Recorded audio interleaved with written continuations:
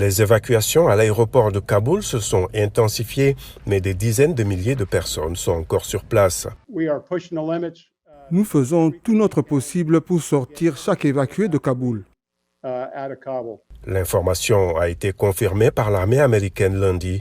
3 bébés sont nés au milieu du chaos de l'évacuation, une preuve de l'humanisme des soldats, mais aussi du désespoir de l'évacuation. À l'intérieur de Kaboul, une situation sécuritaire précaire, une fusillade et une bousculade aux abords de l'aéroport, toutes deux mortelles.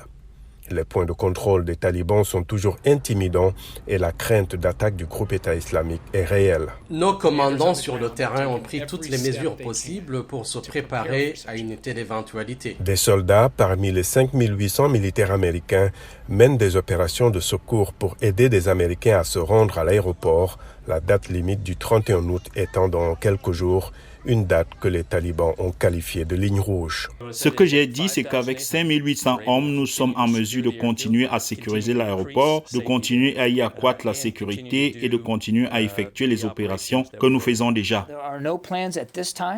Il n'est pas prévu pour le moment de demander ou d'autoriser des forces additionnelles à cette mission. Des groupes d'anciens combattants et des ONG exhortent le président Biden à évacuer tous les Américains et les Afghans à risque. En dépit de ce que dit le président à la communauté mondiale, ce qu'il rapporte n'est tout simplement pas vrai.